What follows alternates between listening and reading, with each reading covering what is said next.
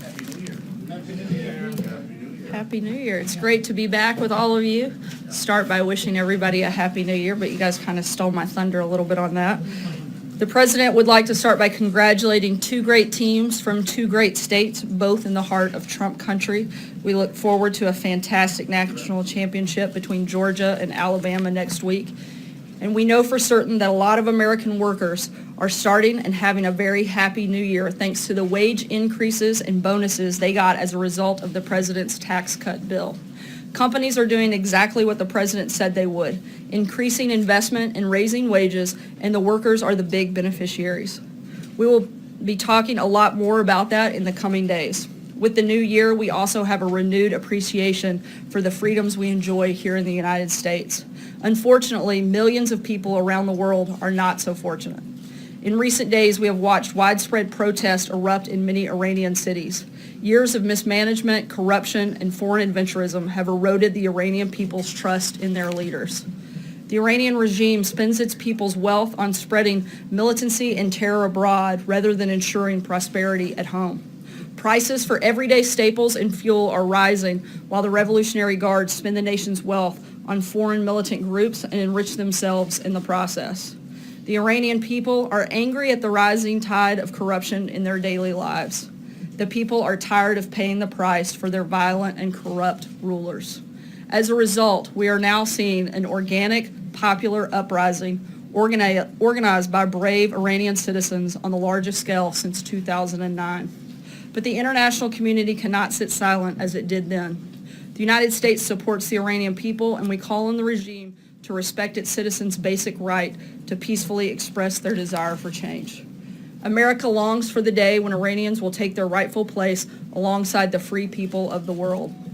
As the President said in October, we stand in total solidarity with the Iranian regime's longest suffering victims, its own people. The citizens of Iran have paid a heavy price for the violence and extremism of their leaders, and the Iranian people long to reclaim their country's proud history, its culture, its civilization, and its cooperation with its neighbors. On an even more somber note, we are sad to have to announce that a brave American service member died in Afghanistan, and we are going through the notification process, and DoD will provide updates on that situation as available. And our thoughts and prayers are with that individual's family and friends. With that, I will take your questions. Major. The Iranian protest, does that create an opening or renew the President's desire to reimpose sanctions as part of the Iran nuclear deal? And I have a follow-up on Pakistan. Look, we certainly keep our options open in terms of sanctions, in terms of signing a waiver later in January. The President hasn't made a final decision on that. He's going to keep all of his options on the table in that regard. Has the Iranian protest changed the calculations about that? Meaning created a situation in which the President, who was already inclined to be moving in that direction, would move more rapidly in that direction to send a signal not just to the Iranian regime but to the world? Not necessarily. I mean, I think the President's been very clear what his position is in support of the Iranian people, and in terms of what decision he'll make on that waiver. He hasn't made a final one yet, but he's going to keep every option on the table with regard to that. And on Pakistan, what precipitated the President's tweet about threatening to withhold future U.S. aid? Is there something in particular that he was either briefed upon or that he noticed? Because it's not necessarily a secret that there's been a long-running dispute between the United States government and Pakistan about how cooperative Pakistan has been in counterterrorism measures and other issues. Look, the President outlined a new strategy for Afghanistan and South Asia earlier this past year in August, and at that time he laid out and said that Pakistan is not fulfilling its obligations. The President is simply following through on a commitment that he made, because this is a President who does what he says he's going to do. We know that Pakistan can do more to fight terrorism, and we want them to step up and do that. Celia, Happy New Year. What did the President mean when he said the deep state Justice Department? And does this administration believe that the deep state is a real thing, that there is this shadow government out there actively plotting to sabotage him? Look, the President finds some of those actions very disturbing, and he thinks that we need to make sure if there is an issue that it's looked at But if there was anything beyond that, I would refer you to the Department of Justice that would look into it. Does he believe the entire Justice Department and its more than 100,000 employees are part of this deep state? Obviously, he doesn't believe the entire Justice Department is part of that. You know, one of the things that the president has done is appoint Christopher Wray at the FBI because he wants to change the culture of that agency, and he thinks he's the right person to do that. Steve? What does the president see as the end game in Iran? Would he like to see regime change? I mean, I think the ultimate end game would be that the citizens and the people of Iran are actually given basic human rights, and he'd certainly like to see them stop being a state sponsor of terror. I think that's something the whole world would like to see. Follow up, is there a risk of by encouraging these demonstrators that there could be a backlash against them from the Iranian government? No, and you know, I think one of the big things, and I think even Hillary Clinton outlined this when she said that the Obama administration was too restrained of the 2009 protests and said that won't happen again. And for once, she's right, and we agree with her because President Trump's not going to sit by silently like President Obama did, and he certainly supports the Iranian people and wants to make that clear. Matthew? Thanks, Sarah. Another question on one of this morning's tweets. Is the president requesting that the Department of Justice investigate Huma Abedin? And how did he reach his conclusion that she should be in jail, given that she hasn't been indicted or convicted of any crime? Look, obviously, the facts of that case are very disturbing, and I think the president wants to make clear that he doesn't feel that anyone should be above the law. In terms of any investigation, that would be something the Department of Justice would need to decide, and I would refer you to them on whether or not they move forward. Jordan? Thanks, Sarah. Was the president disappointed that Senator Hatch decided not to seek re-election, and is he committed to campaign for whoever the Republican nominee would be in 2018? Obviously, I don't think we've made a determination in terms of campaigning, but the president certainly has the greatest and deepest amount of respect for Senator Hatch and his over 4 decades of experience in the Senate. He's particularly thankful for the senator's leadership and massive effort that he played and the role that he played in getting the tax cut and reform package passed. And the president certainly praises his service and is very sad to see Senator Hatch leave and knows that he will certainly be missed. John? Thanks a lot, Sarah. President Moon of South Korea has reached out to North Korea about a possible meeting between North and South Korean officials as early as next week. Is this a meeting that the administration supports? Would it in any way upset your strategy for dealing with North Korea? Look, our policy on North Korea hasn't changed at all. The United States is committed and will still continue to put maximum pressure on North Korea to change and make sure that it denuclearizes the peninsula. Our goals are the same, and we share that with South Korea, but our policy and our process has not changed in this. Trey? Would such a meeting be helpful, Sarah? Sorry, go ahead, John. I'll come back to you. Would such a meeting be helpful, though, in terms of diffusing the situation that exists now in the region? Again, our policy hasn't changed, and we've been very clear about the fact of what our priority is, and that's a denuclearized peninsula, and there's nothing new to update on that front. Trey? Thanks, Sarah. Too on Iran. The president tweeted over the past weekend that the U.S. is watching very closely for human rights violations. What actions are being considered by the Trump administration should these violations occur?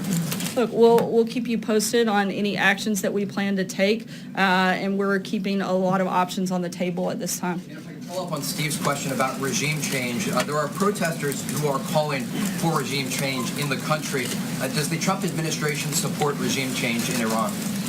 We support them giving basic rights to the people of Iran, and we support them stopping being a state sponsor of terror, and we want to see those actions take place. Francesca. Thank you, Sarah. Today, Nikki Haley, the U.S. ambassador to the UN, said that the aid cut for Pakistan was not tied to the United Nations vote on Jerusalem. But what is happening to the countries that did not vote with the United States? Both Ambassador Neely and President Trump made threats against those countries. And I also wanted to ask you about what the president's schedule is today for the rest of the week and what he's been up to lately. We know that he had a lunch today. We know that he had his intelligence briefing, and clearly we saw him tweeting. What else is on the president's agenda? That's a lot of questions from a lot of different angles. I'm going to try to make sure I cover them all. First, in terms of Pakistan, as I said, our goal is that we know that they can do more to stop terrorism, and we want them to do that. That seems pretty simple. In terms of specific actions, I think you'll see some more details come out on that in the next 24 to 48 hours, and we'll be sure to keep you guys updated on that front. In terms of the president's schedule, he's had a number of meetings today. We'll keep you guys posted on that. He met with the vice president, Secretary of Labor, and a number of staff members talking about goals and priorities as we move into the new year. And we're excited about having as a successful 2018 as we did 2017. Ashley. Sarah, this morning the president tweeted that Hispanics and DACA activists will soon be falling in love with him and Republicans. So what protections is the president, if any, prepared to provide to Dreamers? And would any protections for Dreamers have to be tied to a tangible physical wall at the border? Look, the president wants to have responsible immigration reform. He said before that he would like to include a DACA resolution in that process, and we hope to be able to work with members of Congress to get that done, and that's certainly a big priority for the administration in 2018. Any specifics? We've laid out what our principles on immigration reform look like, and that would need to be part of any package that includes DACA. Sure. There are folks on Capitol Hill that are under the impression that the White House is going to provide another document, a smaller list, more narrow list of policy proposals it's looking for in exchange for protections for Dreamers. So they're expecting some other kind of document. Is that coming, and is that something they're going to talk about tomorrow? We'll certainly keep you posted if it does. Right now, we're still focused on helping achieve those principles that we laid out at the end of last year, and we want to continue to work with Congress to get those done. Okay, can I ask one last quick question? There are a couple. I'm in a good mood today, and we haven't been here a long time. So. There are at least a couple of folks that were nominated last year that did not get confirmed by the Senate. Will the White House renominate them, or are you looking for other people? I don't have any personal announcements on that front, but we'll keep you posted. Stephen. I want to go back to North Korea for just a second. The president, in one of his tweets this morning, said that sanctions and other pressures are having a big impact on North Korea. But we learned this afternoon that Kim Jong-un is apparently making preparations for another missile launch, either this week or next. There was the rhetoric over the weekend about a nuclear button on his desk. Can you point out how these pressures are having a big impact, as the president says? And I know a lot of people want to know, if we stay on the current course of maximum pressure, are we moving further from war or closer to the brink? The focus here is to continue, like you said, to apply maximum pressure on North Korea, and we want all of the other countries. This is not just a United States threat. This is a global threat, which is why we're calling on everybody to step up and do more, and we're going to continue working with a lot of different leaders in other countries to help do that, and we're going to keep all of our options on the table. As we have said time and time again, our policy on that front hasn't changed. Mike? Just to follow up on that point, if the policy is denuclearization and Kim won't talk to the U.S. about that, how can it be good news, as the president suggested in his tweet, that North Korea wants to talk to South Korea about the Olympics? How can it, I'm sorry, what was the last one? It may be good news that North Korea wants to talk to South Korea about the Olympics. Look, in what scenario is that good news for the White House? Look, our alliance and friendship with South Korea remains stronger than it ever has been, and we're in close contact with those people about a unified response. We're going to continue to work with South Korea to put maximum pressure on North Korea and work towards the ultimate shared goal that we both have. Kristen? Sarah, thank you. Just to follow up, does the United States support North Korean athletes' participation in the Olympics? We haven't made a final determination on that front. How many days is it something that could? I don't know if there's a set US timeline that we're going to do that in the next 24 hours, but we'll certainly keep you posted. All right, let me try to drill down on the president's tweet about Iran earlier today. I know you've been asked a version of this question, but just to be very specific, the president said it's time for change in Iran. Did he mean, and leadership or in policy or both? I think the biggest thing is the change would be that the people of Iran have basic human rights, which their government is frankly not allowing them to have at this time, and certainly in large part stop being a state sponsor of terrorism. I mean, I think those are the changes we're looking for. If they want to do that through current leadership, if that's possible, okay, but those are our priorities, is making sure that those principles are met. Does the president think it's possible with the current leadership? I haven't asked him that direct question. Kevin? Happy New Year, Sarah. Happy New Year. Let me ask you about some agenda items, and then I'll follow up with a question about the budget. Infrastructure, welfare reform, border security, which of these is the primary focus in the early stages of 2018, or is this a buckshot approach and you're simply going to go for them all and see which one you can stick the landing on first? Look, the president was elected because of his ambitious agenda and his desire to get a lot of things done. We're going to focus on that. The things that you listed are certainly going to be big priorities for us in 2018. A lot of the meetings that the president has this week with leadership will help determine what the best strategy is on each of those individual areas, but those are certainly welfare reform, infrastructure, responsible immigration reform, and healthcare will all be top priorities for the administration this year. Speaking of the meetings, both tomorrow and even coming up this weekend, for the American people who might be wondering, so what happens in a meeting like this, can you sort of lay out what the expectation might be from the president's point of view?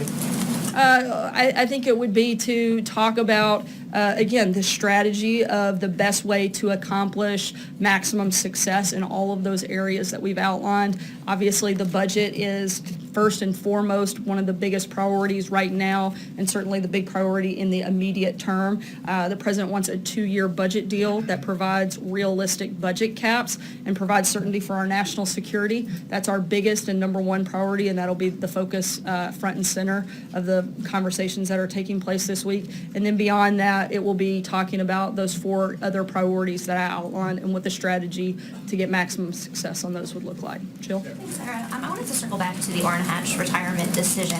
The president and Mitt Romney have obviously traded some very harsh words against one another. Would the president be open, though, to supporting Mitt Romney if he decides to run? I haven't had that conversation with him, and I think I would be prohibited from weighing in too far right now, given Hatch Act, on who we might or might not support in that race. And then I just wanted to follow up on the questions about the president's Pakistan tweet, just to be perfectly clear. So there was no particular incident, nothing the public doesn't know about that prompted that tweet yesterday? Look, this is something that the president has been following and has talked about again, back during August when he laid out his Afghanistan and South Asia strategy. And this is something that the administration continues to watch on a daily basis, and the president receives daily updates and briefings, and I can't go into any further detail beyond that. John? Thank you, Sarah. Several of the Iranian exile groups in the United States have praised the president's comments and statements on Iran, as have former prisoners of the Iranian government, Pastor Saeed Abedini among them. Is the president in touch, either directly or indirectly, with any of the exile group, notably the National Council for Resistance in Iran? I'm not aware of any conversations, certainly not directly between the president, but I'd have to verify that no one in the administration has had those conversations. I'm just not prepared to answer that extensively. Peter. Sarah, can I ask you about another presidential tweet today? The president today appeared to take credit for 0 commercial airline deaths in 2017. In fact, there hasn't been a U.S. commercial airline fatal crash in the country since 2009. So does President Obama deserve credit for that long stretch that dates back to 2009? Look, the president has raised the bar for our nation's aviation safety and security. He certainly is very grateful. Last year, the president announced his initiative to modernize air traffic control, and under his leadership, the Department of Homeland Security released enhanced security measures to ensure safer commercial air travel. Look, the president's very happy that there were no commercial airline deaths in 2017, and we hope that that trend continues well into 2018 and beyond. Brian? Just to follow up, Michael Huerta is the FAA administrator. Obviously, he's had a successful run. He's an Obama holdover. His term expires this week. Will he extend Michael Huerta? I don't have any personnel announcements on that front. Follow if I can, because you start talking football, so I'll ask you about football. The two teams that are going to be in the national championship game come from the state of Georgia and the state of Alabama, as you know well. Obviously, Alabama just elected a Democratic senator. You said they're right in the heart of Trump country. Does the president see the country as Trump country and the rest of the country?